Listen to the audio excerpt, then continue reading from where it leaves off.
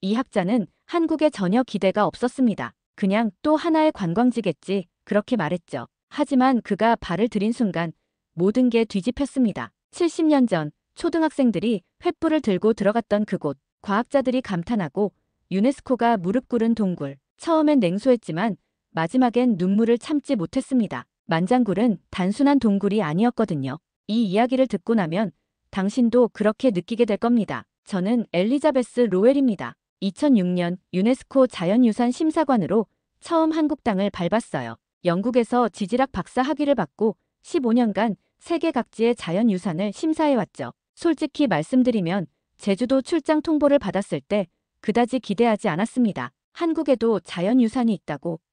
동료들과 나눈 대화가 기억나네요. 당시 저에게 한국은 급속한 산업화로 유명한 나라였어요. 자연보다는 기술과 발전에 치중한 곳이라는 선입견이 있었습니다. 특히 만장굴이라는 용암동굴에 대한 자료를 검토할 때는 더욱 회의적이었어요. 그냥 용암굴 아닌가요? 아이슬란드나 하와이에 비하면. 내심 이런 생각을 했습니다. 세계 곳곳의 화산지대를 다녀본 경험으로는 용암동굴이 그리 특별할 것 같지 않았거든요. 하와이의 킬라우에아나 아이슬란드의 바트나요콜 같은 곳들을 봐온 터라 아시아의 작은 섬에서 뭔가 새로운 걸 발견할 거라는 기대는 없었어요. 인천공항에 도착해서 제주도로 향하는 비행기 안에서도 마찬가지였습니다. 창밖으로 보이는 한국의 풍경은 예상대로 도시와 공장들이 빼곡했어요. 서울 상공을 지나면서 보이는 고층 빌딩들과 복잡한 도로망을 보니 더욱 확신이 섰습니다. 자연유산 심사라기보다는 그냥 관광지 투어가 되겠구나 싶었습니다. 제주공항에 내리니 제주도청 관계자들이 마중 나와 있었어요.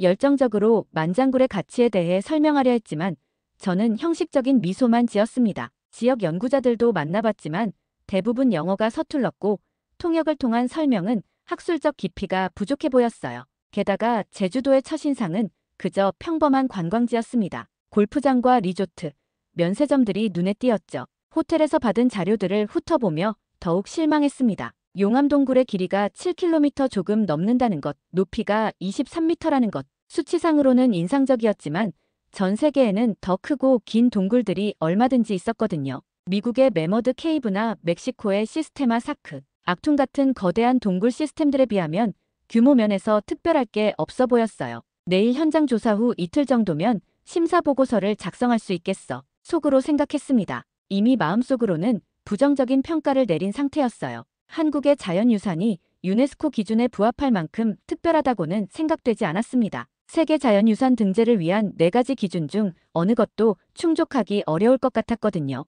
그날 밤 호텔방에서 다른 심사 사례들을 검토하면서도 회의적인 생각은 계속됐습니다. 갈라파고스 제도나 옐로스톤, 그랜드 캐니언 같은 진짜 자연유산들과 비교했을 때 제주도가 어떤 독특함을 보여줄 수 있을까 의문이었어요. 아마 실망스러운 며칠이 될 것 같네. 이런 예상을 하며 잠자리에 들었습니다. 당시에 저는 몰랐습니다. 다음 날 저의 모든 선입견이 완전히 뒤바뀔 것이라는 사실을 말이죠. 다음 날 아침 만장굴로 향하는 차 안에서도 저의 회의적인 시선은 계속됐습니다. 제주도의 풍경은 분명 아름다웠지만 세계 자연유산급은 아니라는 생각이 들었어요. 차창 밖으로 보이는 것들은 평범한 농촌 풍경과 관광시설들 뿐이었습니다. 그런데 입구에 도착해서 작은 돌비 하나가 제 시선을 끌었습니다. 현지 가이드가 설명해 주더군요. 이 만장굴은 1946년 부종유 교사와 김영 초등학생들이 횃불을 들고 처음 탐사했습니다. 그 순간 조금 흥미가 생겼어요.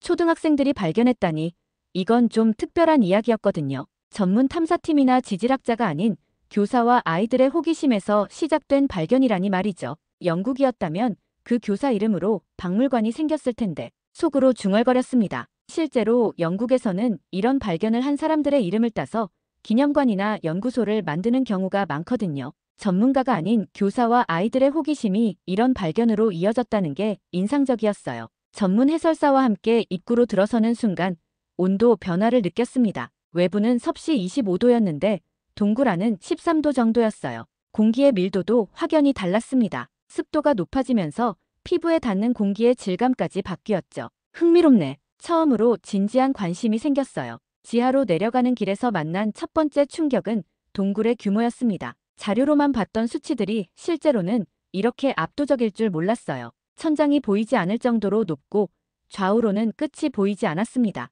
손전등 불빛이 닿지 않는 어둠 속으로 동굴이 계속 이어져 있었어요. 그런데 진짜 놀라운 건 용암석주였어요. 7.6m 높이의 거대한 석주가 동굴 한복판에 서 있는 모습을 보고 잠시 말을 잃었습니다.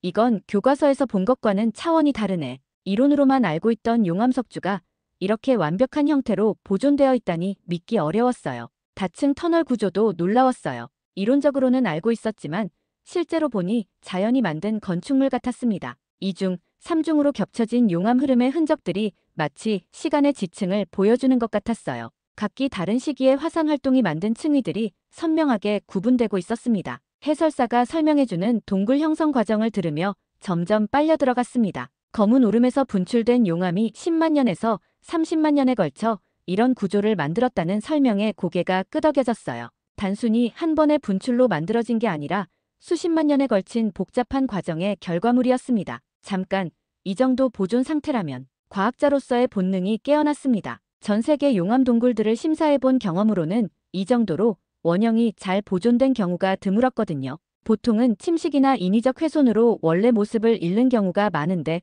만장굴은 달랐어요. 동굴 벽면을 자세히 관찰하기 시작했어요. 손전등을 비춰보니 용암이 흘렀던 흔적들이 생생하게 남아있었습니다. 마치 어제 일어난 일처럼 선명했어요. 이건 정말 특별하다. 입구에서 불과 200m 들어온 지점에서 이미 제 선입견은 흔들리기 시작했습니다. 단순한 용암굴이 아니라 지구 역사에 살아있는 교과서를 보고 있다는 느낌이 들었어요. 더 깊숙이 들어갈수록 저의 놀라움은 커져갔습니다. 동굴 내부 벽면에 보존된 용암의 유선들을 현미경 수준으로 관찰하며 중얼거렸어요. 이건 교과서가 아니라 예술이다. 정말 그랬습니다. 과학적 자료로만 봐야 할 것들이 예술 작품처럼 아름다웠어요. 용암이 흘렀던 흔적들이 마치 붓터치처럼 섬세하게 남아 있었습니다. 각각의 곡선과 패턴들이 당시 용암의 온도, 점성, 흐름 속도를 말해주고 있었어요. 지질학자로서 이런 완벽한 자료를 보는 건 정말 드문 경험이었습니다. 텍스트북에서만 보던 이론들이 눈앞에서 생생하게 펼쳐지고 있었죠. 용암의 온도가 섭씨 1100도에서 1200도 사이였을 것 같네요. 해설사에게 말하니 정확한 추정이라며 놀라워했어요. 벽면의 질감과 색깔만 봐도 당시 상황이 읽혔거든요. 높은 온도에서 빠르게 식은 부분과 천천히 식은 부분의 차이가 명확하게 구분됐습니다. 그런데 더 놀라운 건 생태계였습니다. 수십 종의 희귀 생물들이 이 동굴에서 서식하고 있다는 설명을 들었어요. 박쥐군락은 물론이고 거미류와 절지동물들까지. 이건 단순한 동굴이 아니라 살아있는 생태 보고구나. 제주관박쥐와 긴가락박쥐가 수천 마리씩 거주하고 있다는 설명에 특히 관심이 갔어요. 박쥐들이 해충을 잡아먹는 생태적 역할까지 고려하면 이 동굴의 가치는 지질학적 측면을 넘어서고 있었습니다. 한 시간에 100마리 이상의 해충을 잡아먹는다니 제주도 생태계에서 중요한 역할을 하고 있는 거죠. 도시화로 박쥐 개체수가 줄어들고 있는 상황에서 만장굴은 이들의 마지막 보루 같은 존재였어요. 동굴 안에서 들리는 소리들도 인상적이었어요. 물방울 떨어지는 소리, 공기가 흐르는 바람 소리, 멀리서 들려오는 박쥐들의 울음소리. 이 모든 것이 하나의 교향곡 같았습니다. 각각의 소리가 동굴의 구조와 생태계를 말해주고 있었어요. 혹시 이 소리들을 녹음할 수 있을까요? 갑자기 요청했어요. 심사 보고서에 포함시키고 싶었거든요. 단순한 지질학적 데이터가 아니라 이 동굴의 살아있는 숨소리를 기록으로 남기고 싶었습니다. 유네스코 심사에서 이런 생생한 자료를 첨부한다면 분명 특별한 인상을 줄 수 있을 거라고 생각했어요. 동굴 깊숙한 곳에서 발견한 용암 형성물들은 더욱 경이로웠어요. 용암 종류, 용암석순, 용암유석, 용암유선, 용암선반, 용암표석 등 다양한 구조물들이 완벽하게 보존되어 있었습니다. 각각이 서로 다른 형성 과정을 거쳐 만들어진 것들이라 마치 자연사 박물관 같았어요. 특히 거북바위라고 불리는 용암굴을 보고는 정말 감탄했어요. 자연이 만든 조각품이 따로 없었습니다. 이런 완벽한 형태가 자연적으로 만들어졌다니. 길이 3m, 너비 2m, 높이 0.7m의 바위가 정말 천년 묵은 거북이처럼 생겼어요. 벽면에 새겨진 용암 흐름의 층위들을 보며 지구의 역사를 읽고 있었어요. 각 층마다 다른 분출 시기와 조건들을 나타내고 있었습니다. 이건 지구가 직접 쓴 일기장 같네요. 수십만 년에 걸친 화산 활동의 기록이 고스란히 남아 있었습니다. 해설사가 설명해주는 동굴 형성 과정이 점점 더 흥미로워졌어요. 단순히 용암이 흘러서 생긴 구멍이 아니라 복잡한 지질학적 과정의 결과물이었습니다. 여러 차례의 화산 활동이 겹겹이 쌓인 결과였어요.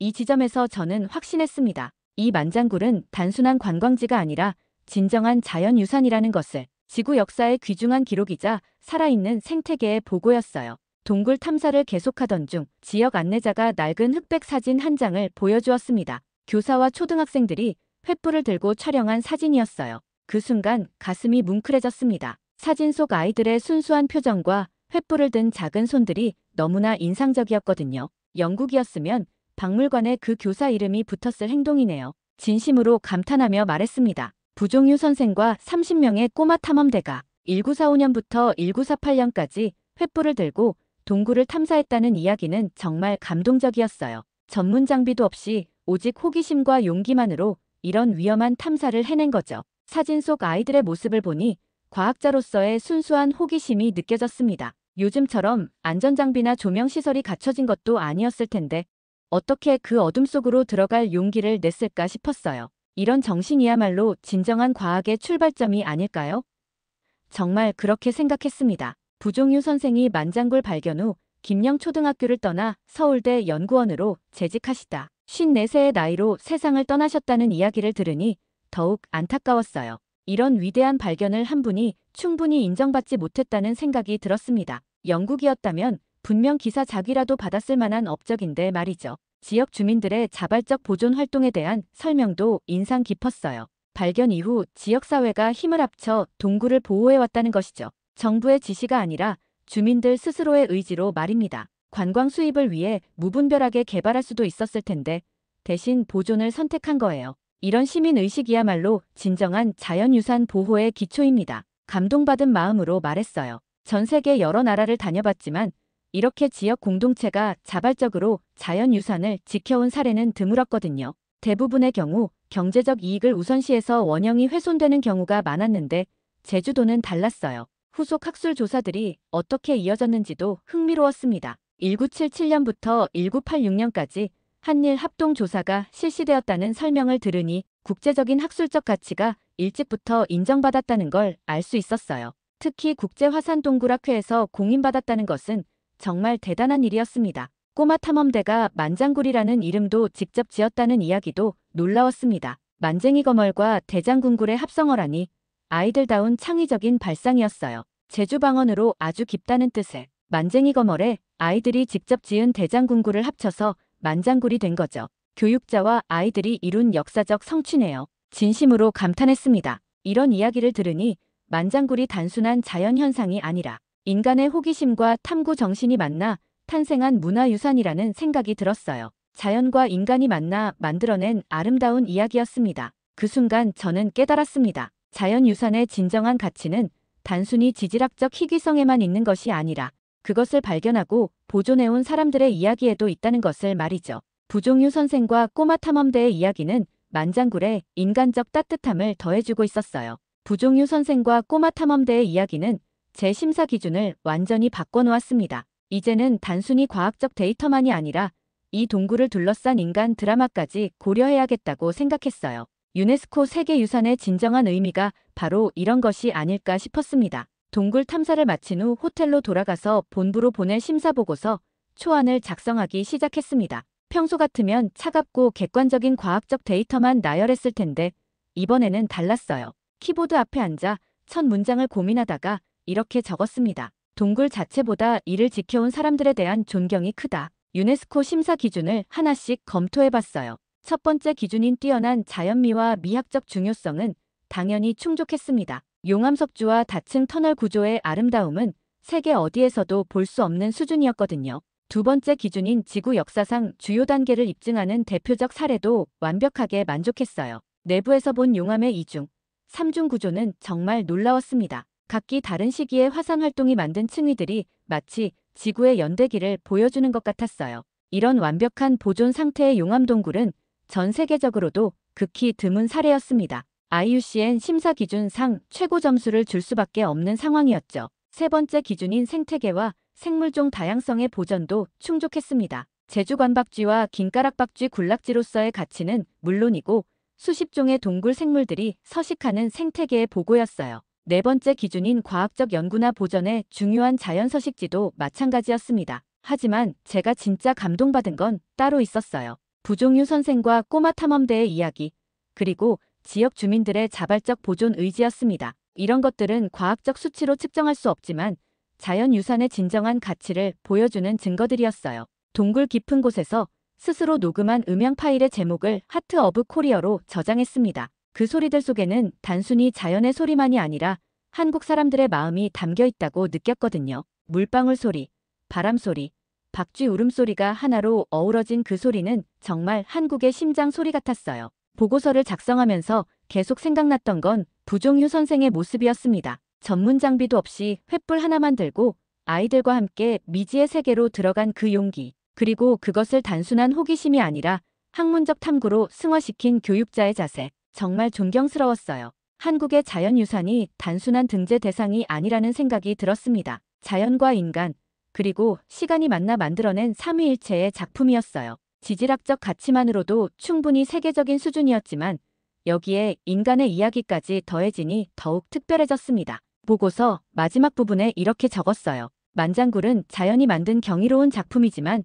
그것을 발견하고 보존해온 사람들의 이야기가 더해져 진정한 세계유산이 되었다. 외국 전문가인 제가 이런 진심 어린 찬사를 보낸다면 분명 특별한 의미가 있을 거라고 생각했어요. 그날 밤 잠자리에 들면서도 만장굴 생각으로 가득했습니다. 처음 제주도에 왔을 때의 냉소적인 태도가 부끄러웠어요. 선입견 없이 열린 마음으로 봤다면 더 많은 것들을 발견할 수 있었을 텐데 말이죠. 앞으로는 어떤 심사를 할 때도 겸손한 마음으로 임해야겠다고 다짐했습니다. 다음 날 아침 예상치 못한 제안을 받았습니다. 박사님, 혹시 일반인에게 공개되지 않은 구간까지 보시겠어요?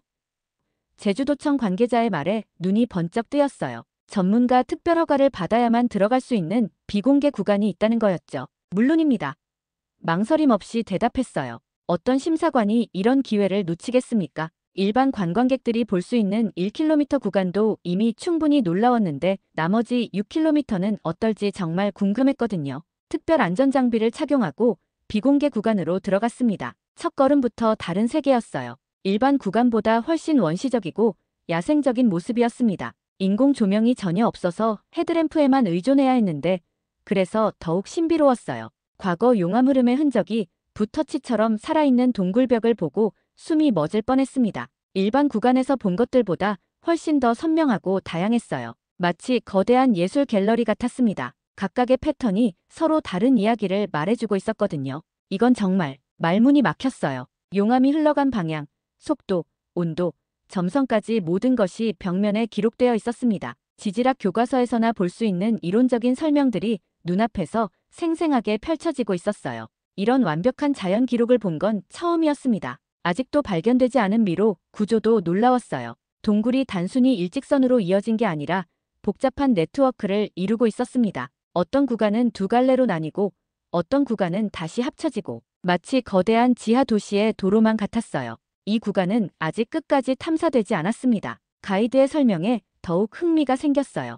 2006년인 지금도 여전히 미지의 영역이 남아있다는 거죠. 현대 과학기술로도 완전히 파악하지 못한 자연의 신비가 바로 여기 있었습니다. 동굴 깊숙한 곳에서 만난 거대한 홀은 정말 장관이었어요. 천장 높이가 30m가 넘어 보였는데 헤드램프 불빛으로는 끝이 보이지 않았습니다. 그 공간에 서 있으니 제가 얼마나 작은 존재인지 실감났어요. 자연 앞에서 인간은 정말 티끌 같은 존재였습니다. 그 순간 눈물이 글썽해졌어요. 이건 인간이 만든 경이보다 위대하다. 속삭이듯 말했습니다. 파르테논 신전도, 타지마할도, 만리장성도 이런 감동을 주지는 못했을 거예요. 인간이 만든 건축물은 아무리 웅장해도 인간의 상상력 범위 안에 있지만 이건 그 범위를 완전히 벗어난 자연의 작품이었거든요. 박쥐들의 서식지도 더 깊숙한 곳에 있었어요. 일반 구간에서는 볼 수 없었던 대규모 군락을 발견했습니다. 수천 마리의 박쥐들이 천장에 매달려 있는 모습은 정말 압권이었어요.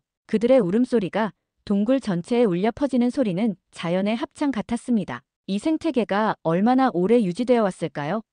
가이드에게 물었더니 아마 수만 년은 되었을 거라고 하더군요. 인간 문명보다 훨씬 오래된 생태계가 여기서 지속되고 있었던 거죠. 정말 경이로웠습니다. 비공개 구간을 나오면서 확신했습니다. 만장굴은 단순히 관광지나 연구 대상이 아니라 인류가 보존해야 할 소중한 유산이라는 것을, 이런 자연의 걸작을 후손들에게 온전히 물려줘야 한다는 책임감이 들었어요.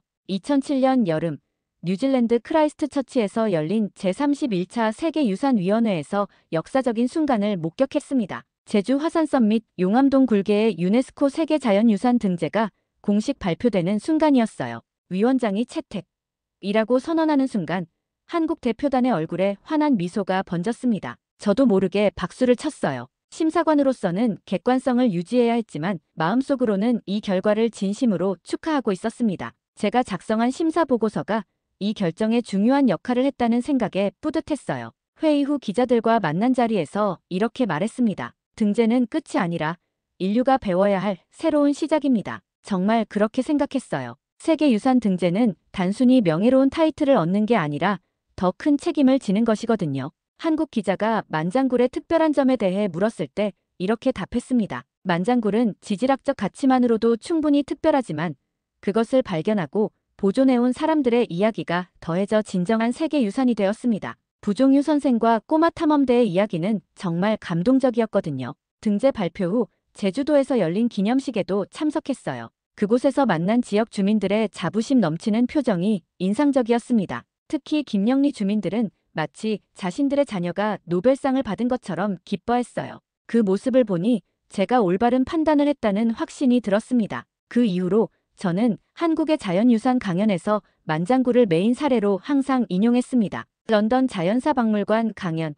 옥스퍼드 대학교 지질학과 세미나, 케임브리지 대학교 환경학과 특강 등 어디서든 만장굴 이야기를 빼놓지 않았어요. 학생들의 반응도 뜨거웠습니다. 교수님, 그 한국 동굴이 정말 그렇게 특별한가요? 하는 질문을 자주 받았어요. 그럴 때마다 제가 직접 촬영한 사진들과 녹음한 음향 파일들을 보여주면서 설명했습니다. 학생들도 금세 매료되었어요. 영국 지질학회에서 발표한 논문 만장굴 용암동굴 연구의 새로운 패러다임은 큰 주목을 받았습니다. 전 세계 지질학자들이 만장굴에 관심을 갖기 시작했어요. 연구 목적으로 제주도를 방문하는 외국인 과학자들이 눈에 띄게 늘어났습니다. 하지만 저에게 가장 의미 있었던 건 따로 있었어요. 영국 BBC에서 제작한 다큐멘터리 지구에 숨겨진 보물들에 만장굴이 포함된 것이었습니다. 전 세계 시청자들에게 한국의 자연유산을 소개할 수 있는 기회였거든요. 다큐멘터리 촬영차 다시 제주도를 방문했을 때의 감정은 정말 특별했어요. 1년 전 회의적인 마음으로 왔던 곳에 이제는 애정 어린 마음으로 돌아온 거였으니까요. 만장굴은 이미 제 인생에서 특별한 장소가 되어 있었습니다. 촬영 중에 부종유 선생의 제자였던 분을 만날 기회가 있었어요. 이미 80대가 된 그분이 들려주는 당시 이야기는 정말 생생했습니다. 선생님이 살아계시면 오늘 이 모습을 보고 얼마나 기뻐하셨을까요? 그분의 말에 저도 마음이 뭉클해졌어요. 등재 이후 만장굴을 찾는 관광객들이 크게 늘었다는 소식도 들었습니다. 하지만 동시에 보존에 대한 우려도 생겼어요. 너무 많은 사람들이 몰리면 동굴 생태계에 악영향을 줄 수 있거든요. 관광과 보존의 균형을 맞추는 것이 앞으로의 과제라고 생각했습니다. 등재 이후 몇 년이 지나면서 저는 만장굴의 진정한 의미를 더욱 깊이 이해하게 되었습니다. 유럽 대학에서 강의할 때마다 학생들에게 이렇게 말했어요. 당신이 지구의 심장을 보고 싶다면 한국 제주로 가라. 과장이 아니었습니다. 정말 그곳에서 지구의 심장박동을 느낄 수 있었거든요. 옥스퍼드 대학교 지질학과 대학원 세미나에서 한 학생이 물었습니다. 교수님은 전 세계 수많은 동굴을 보셨는데 왜 유독 만장굴을 특별하게 생각하시나요? 그때 제가 한 답변이 지금도 기억나네요. 만장굴은 자연과 인간이 만나 만들어낸 완벽한 하모니입니다. 지질학적으로는 완벽한 보존 상태의 용암동굴이고 생태학적으로는 희귀 생물들의 서식지이며 문화적으로는 인간의 탐구 정신을 보여주는 상징입니다. 이 세 가지가 모두 갖춰진 곳은 전 세계에서도 드물어요. 케임브리지 대학교에서 열린 국제화산학 심포지엄에서도 만장굴을 소개했습니다. 전 세계에서 온 화산학자들이 제 발표를 듣고 놀라워했어요. 특히 용암석주의 완벽한 보존 상태와 다층 터널 구조에 대해서는 정말 많은 질문을 받았습니다. 한국에 그런 곳이 있었다니 정말 놀랍네요. 독일 하이델베르크 대학교의 화산학과 교수가 한 말이 기억납니다. 다음 연구년에는 꼭 제주도에 가보겠습니다. 이렇게 만장굴은 국제학술계에서도 주목받는 연구 대상이 되었어요. 2000년 한국 다큐멘터리 제작진이 저를 인터뷰하러 런던까지 왔습니다. 제주도 자연유산의 세계적 가치를 조명하는 프로그램이었어요. 카메라 앞에서 만장굴 방문 당시를 회상하며 이렇게 말했습니다. 가장 조용하고 가장 웅장했던 순간이었습니다. 수십만 년의 시간이 만든 자연의 걸작 앞에서 인간의 겸손함을 배웠어요. 그리고 그것을 발견한 부종유 선생과 아이들의 순수한 호기심에 감동받았습니다. 인터뷰 중에 가장 인상 깊었던 질문이 있었어요. 만장굴이 박사님 인생에 어떤 영향을 주었나요? 그때 이렇게 답했습니다. 만장굴은 제게 진정한 자연유산의 의미를 가르쳐준 스승 같은 곳입니다. 과학적 가치만이 아니라 인문학적 가치까지 갖춘 완벽한 유산이라는 것을 보여줬어요. 그 이후로 저는 세계 각국의 자연유산 심사를 할 때마다 만장굴을 기준으로 삼았습니다. 단순히 지질학적 희귀성만이 아니라 그것을 둘러싼 인간의 이야기까지 고려하게 되었어요. 덕분에 더 균형 잡힌 심사를 할 수 있게 되었습니다. 2015년에는 제주도에서 열린 국제화산동굴 학술회의에 기조연설자로 초청받았습니다. 다시 만장굴 앞에 선 순간의 감격은 정말 컸어요. 10년 전 처음 왔을 때의 회의적인 모습과는 완전히 달라진 제 자신을 발견했습니다. 기조연설에서 이렇게 말했습니다. 만장굴은 단순한 자연현상이 아닙니다. 지구의 역사와 인간의 탐구 정신, 그리고 지역 공동체의 보존 의지가 만나 탄생한 진정한 세계유산입니다. 이곳에서 우리는 자연과 인간이 어떻게 조화를 이룰 수 있는지 배울 수 있어요. 청중들의 뜨거운 박수를 받으며 느꼈습니다. 한국의 제주도가 이제는 단순한 관광지가 아니라 세계가 인정하는 자연유산의 성지가 되었다는 것을, 그리고 그 과정에서 제가 작은 역할이나마 할 수 있었다는 것에 자부심을 느꼈어요. 지금도 전 세계 어디서 강의를 하든 만장굴 이야기는 빠지지 않습니다. 용암 위에 흘러간 시간들, 그 시간을 견뎌온 자연의 힘, 그리고 그것을 발견하고 지켜온 사람들의 이야기, 이 모든 것이 어우러져 만들어낸 한국의 아름다운 서사가 세계를 감동시키고 있습니다. 만장굴에서 배운 가장 큰 교훈은 겸손함이었습니다. 자연 앞에서, 그리고 그것을 지켜온 사람들 앞에서 겸손해야 한다는 것. 그리고 진정한 유산은 단순히 물리적 존재가 아니라 그것을 둘러싼 이야기와 함께 완성된다는 것. 이것이 바로 만장굴이 제게 준 가장 소중한 선물입니다. 그는 알게 됐습니다. 진짜 자연유산은 땅속에만 있는 것이 아니라 그것을 지켜온 사람들의 마음에도 있다는 걸요. 만장굴은 지질학, 생태학, 그리고 인간의 이야기까지 모두 담긴 세계 유일의 동굴입니다. 횃불을 들고 어둠을 뚫은 교사와 아이들의 용기. 그 정신이 지금의 유산을 만든 거죠. 한국이 이런 걸 가지고 있다니 외국 심사관이 감탄할 만하지 않겠어요?